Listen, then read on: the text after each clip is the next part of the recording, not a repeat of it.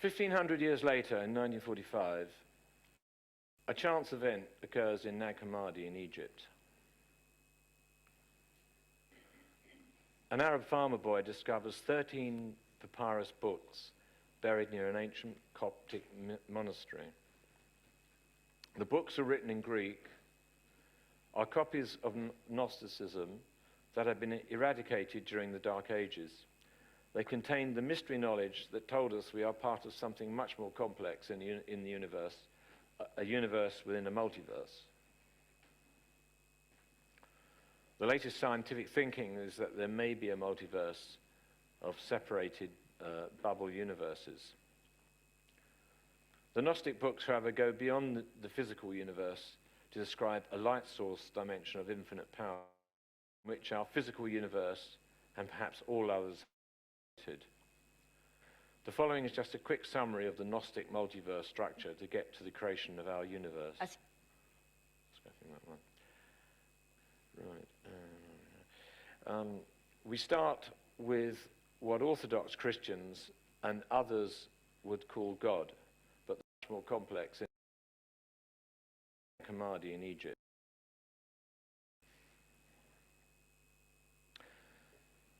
"1,500 years later, in 1945, a chance event occurs in Nag Hammadi in Egypt. An Arab farmer boy discovers 13 papyrus books buried near an ancient Coptic monastery. The books are written in Greek, are copies of Gnosticism that had been eradicated during the Dark Ages. They contained the mystery knowledge that told us we are part of something much more complex in the universe, a universe within a multiverse. The latest scientific thinking is that there may be a multiverse of separated bubble universes. The Gnostic books, however, go beyond the physical universe to describe a light source dimension of infinite power, from which our physical universe and perhaps all others have been created. The following is just a quick summary of the Gnostic multiverse structure to get to the creation of our universe." Scrapping that one. Right. We start with what Orthodox Christians and others would call God, but the Gnostics call the parent of the entirety, or the first principle.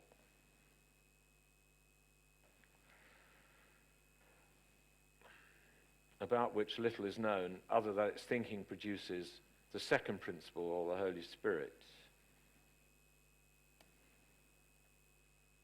The next creation is known as the 10 aeons, or 10 eternal dimensions. All of these have many other names and attributes which can be assessed like Buddhist or Kabbalistic meditations. They are all living entities as well as different dimensions, all of which make creations in turn. From the 10 aeons, the next is called Christos, or kindness, the archetype of the Christian Christ concept, followed by the 4 luminaries. And finally, they in turn produce the 12 eternal dimensions. Up to this point, the Gnostics saying each successive creation has been successful and orderly. But from one of the 12 eternal dimensions known as Sophia, an unbalanced, hasty creation process occurs, and the result is so spiritually misshapen that its creator expels it into an external dark dimension. Finding itself alone and only vaguely aware of other entities from where it came, it became paranoid, egotistical, and aggressive. Its psychological mentality describes like a cross between a snake and a lion. Discovering its enormous power inherited from its creator, it made a lower energy, largely material creation, described as sparks of light in a dark place. Welcome, folks, to our material universe and the source of our bodies. So the bad news is that we are living in a neurotic universe. But fortunately, the light energy entities became fully aware and have devised a process to remedy the situation, which we shall come to. As a quick aside at this point, for those who know or study the Kabbalah, the tree of life fits here. The Ein Sof or light without limit, above the tree is, of course, another name for the light source dimension. So our material universe creator, who has been given several names, the Demiurge, Aldebael, Samael, Saklos, or the blind god, filled the universe with a hierarchy of controlling forces called archons, or rulers.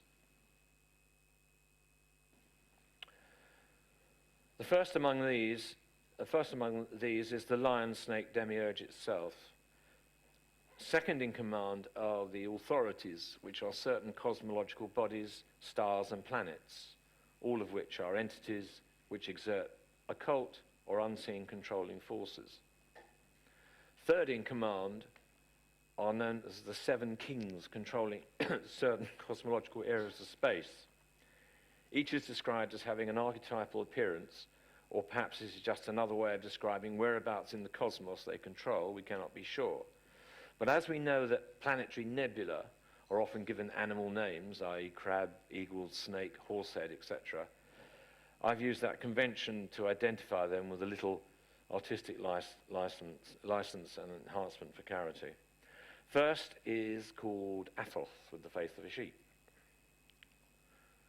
and quality of being friendly, generous, and considerate. Second is called Eloes, with the face of a donkey, and quality of careful consideration of what may be necessary. Third is called Astathios, with the face of a hyena, and quality of being similar to the demiurge, i.e. paranoid, egotistical, and aggressive. Fourth is called Io, with the face of a serpent, and quality of possessing supreme power. Fifth is called Sabedi, with a glowing face of fire, and quality of possessing great intelligence. Sixth is called Adenin, with the face of an ape, and quality of great enthusiasm to pursue a cause. Seventh is called Sabaoth, with the face of a dragon, and has the quality of being the active cosmic enforcer. Each of the kings have created as assistants the biblical entities existing in the non-physical dimensions, i.e. the seraphim, angels, and demons, etc., with qualities commensurate with each king, i.e. helpful or destructive to other entities. The kings are also the archetypal forces who, together with the demiurge, are responsible for the creation of the physical entities in the universe. We can speculate that Sabaoth, who is referred to in the Bible as the Lord of Hosts, or the dragon, is responsible for the creation of the reptilians, who appear to consider themselves the enforcers of the cosmos status quo. So now we come to the creation of human beings, for which we have to return to the multiverse. The perfect mental and spiritual construct of a human being was created in the third creation, called Christos, or kindness, which is represented in the outer mysteries, i.e. the Therapeuta's Jesus story, as the Christ, which in its original Greek means the anointed king, i.e. the one at the top, which is simply in this context a reference to the archetypal first perfect human being. At some point after its creation, the demiurge had managed to attain a dim, through a glass darkly distorted view of some of the perfect entities across the dimensional veil. Its attempt to copy them had resulted in the archons, rulers, we have just seen. Eventually its awareness reached the creation of the perfect human being, and so it decided, with the assistance of its archons, to create its own version as a slave worker for their purposes in the material universe, in a material body. Their humanity was spiritually and mentally inferior, and like all its creations, susceptible to receive the energy of their own thinking, which ranged from the benevolent to the paranoid psychopathic to the demonic. And so the parent or source conceived a plan to correct the demiurge universe. A higher dimensional force, the light of the epinoia or divine autogenes, was projected into the material humans. This raised the humans' thinking and spiritual power above that of all the rulers and their creations. Furthermore, when a sufficient number of humans focus this power together, a critical mass will be reached which will correct the malformed universe. Whether this means that the energy of our universe will in a flash become part of the light multiverse, or just have all its deformed negative aspects corrected, is unknown. But whichever it is, will mean a colossal change and loss of power for the rulers, and therefore they don't want it. So when the rulers discovered that their humans were now above them and shining brighter in their thinking and spiritual power, they were greatly disturbed and wanted to suppress them. Although they could not deal directly with the higher dimensional energy, they used diverse means as follows to subjugate humanity. Missed it now. Control and enslavement by rulers. Occult forces of planets and stars. Rulers' creations, e.g. reptilians and other alien entities. Negative alien genetic manipulation. Lifespan reduction from 1,000 to approximately 80 years. Demonic possession by lower-level entities. False leaders' indoctrination, e.g. Tower of Babel. False religious beliefs. Control and enslavement by rulers and their human agents. Counterfeit spirit-fixed human controllers. Eradication of higher knowledge in all subjects. False, useless mainstream media news, the protocols. Diversion through mindless entertainment. Emotional infantilization, stroke hypnosis, e.g. BBC. Poisonous food and drugs.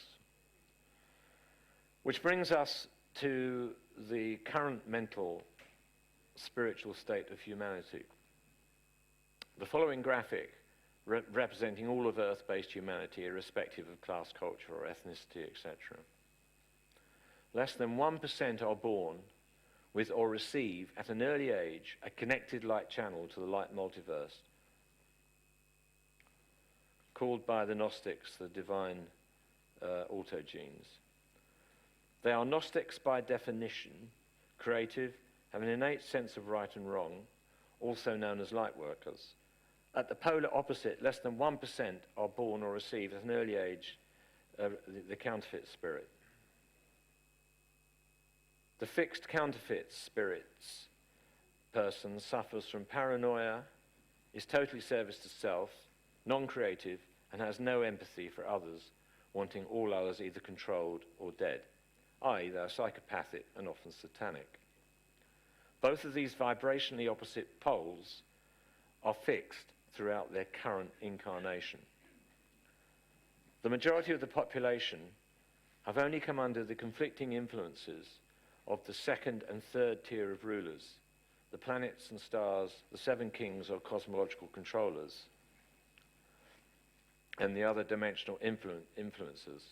Some have a positive influence and some negative, such as the seraphim, angels, demons, and the material entity manipulators such as the Pleiadians, reptilians, tall whites, and many others. The consequence of this fog of conflicting occult influences and genetic manipulation is the majority have no innate spiritual orientation or intuitive sense of right or wrong, and tend to remain materially orientated. It was while researching in the British Library in 1989 that I first discovered Gnosticism, which led to a remarkable series of coincidences resulting in receiving information from entities describing themselves as guardians of the solar system. They confirmed that the Gnostic information and described the majority of humanity in a spiritual context as empty vessels. The empty vessels are not fixed with intuitive belief, but look to those around them for direction, and in this way can absorb the light or the dark from a Gnostic or a counterfeit person or group, extending the polar opposites. The net result of all of this is, of course, what we have seen around us up to recent times, that the counterfeit spirit controllers, plus the empties who have been prey to the establishment education and mainstream media programming, are in the majority. One of the false beliefs that has been deliberately embedded in Western culture by forced translations of the original therapeutic allegory and deliberately enforced by the counterfeit spirit controllers is the notion that all humans are basically the same and all aspire towards love and cooperative harmony with other humans, and those who do not have simply suffered unfortunate experiences in their present lifetime and have made them go astray. This simplistic explanation is far from the truth. The fixed counterfeit spirit-possessed person has the spiritual and mental mindset of the first ruler at the beginning. That is, it just thinks of itself, regards all other entities as a threat, that the natural order of the universe is to be predatory, and that the powerful by right should be in control, in a strict ritualistic hierarchy. And empathy and kindness belongs to the weak, who can easily be enslaved as tools for their purpose. An example of a low mentality counterfeit spirit was a TV interview with a football hooligan leader who described the thrill he received just before the extreme violence would start between his group and an opposing one. He described all those that participated as showing great spirit. To him, violence is the expression of spirit. Indeed, it is the predatory counterfeit spirit. An example of a higher level counterfeit spirit was related to me by a friend of mine who used to captain super yachts for the rich. On one occasion, he overheard 2 billionaires of European corporations chatting over a drink. One asked, "Well, you can have everything you want. What makes you want to get out of bed each day?" The other one thought about it and replied, "Knowing that there is another idiot out there who I can take all his money." I.e., he is showing his spirit as a predator who can consume a smaller fish. A Nobel Prize-winning example of this is the 1954 novel by William Golding, The Lord of the Flies. In it, a group of young British choir boys are stranded.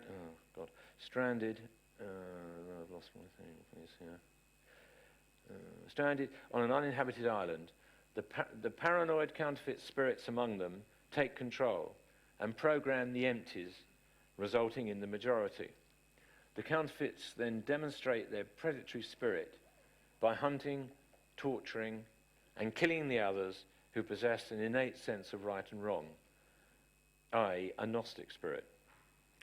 The following is a clip from the 1988 film They Live by John Carpenter, who understood the counterfeits agenda. Although the counterfeits here are described as aliens, from the Gnostic viewpoint, there is no difference between alien or human counterfeits. In the film, the hero has acquired some special glasses that enabled him to see things as they really are.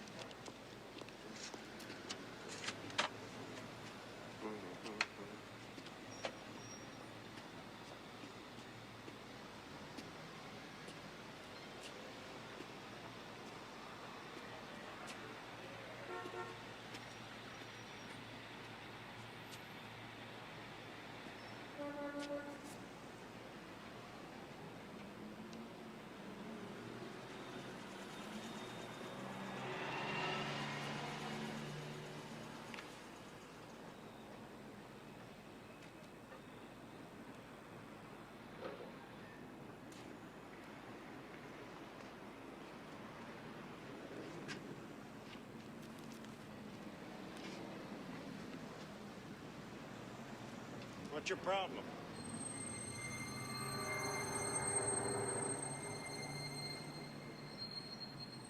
said, what's your problem?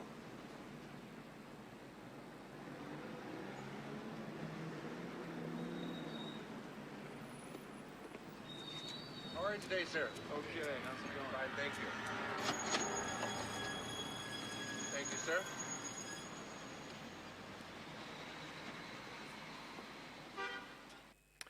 They Live by John Carpenter. I recommend everyone to watch.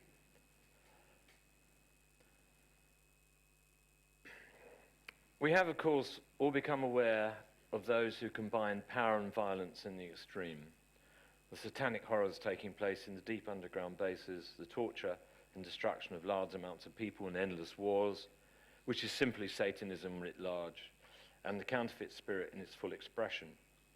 But what we have to realize, unpalatable and difficult though it is that these people are not insane. They are simply a product of the true nature of this universe and its defective or neurotic creator. That is, nature is red in tooth and claw.